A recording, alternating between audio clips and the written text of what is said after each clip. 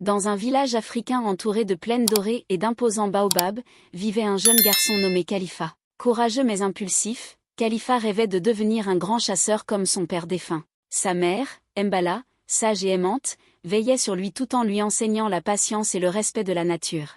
Un jour, Khalifa entendit parler d'une ombre mystérieuse qui hantait le plus ancien baobab du village, un arbre considéré comme sacré. On disait que cette ombre avalait tout intrus. Déterminé à prouver son courage, Khalifa entreprit de résoudre le mystère, mais il ne savait pas que cette quête changerait sa vie pour toujours. Dans la chaleur du crépuscule, les villageois se réunissaient pour écouter les récits de grand-père Tandou, le conteur. L'ombre du grand baobab protège un secret ancien, disait-il en pointant l'arbre imposant à l'horizon.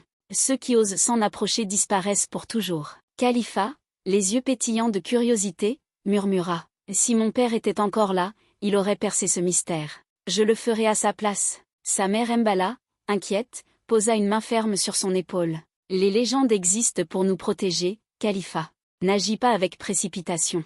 Malgré les avertissements, Khalifa s'aventura seul une nuit de pleine lune. Armé de son arc et d'une amulette bénie par Mbala, il s'approcha du grand baobab. La lumière de la lune projetait des ombres inquiétantes, et un étrange murmure semblait émaner des racines noueuses. Ce n'est qu'un arbre, se dit Khalifa, bien que son cœur battait la chamade.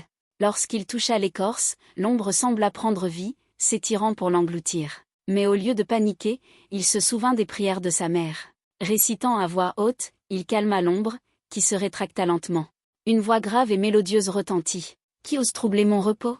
Une silhouette lumineuse apparut, se révélant être Njata, l'esprit gardien du baobab. « Je ne viens pas te voler ou te troubler, » dit Khalifa courageusement. « Je cherche à comprendre ton histoire. » Touché par son honnêteté, Njata lui raconta qu'il était autrefois un roi injuste transformé en gardien pour protéger un trésor inestimable, la sagesse de l'arbre. « Si tu veux accéder à cette sagesse, jeune humain, prouve que tu es digne en répondant à mon énigme, » dit l'esprit. Njata posa l'énigme. « Je grandis quand je suis partagé mais disparais quand je suis gardé.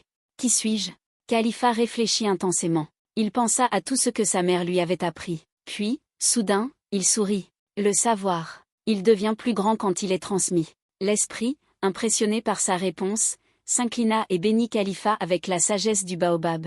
En échange, Khalifa promit de toujours utiliser ce don pour guider les autres. Khalifa retourna au village et devint un grand conteur, partageant ce qu'il avait appris auprès de l'esprit.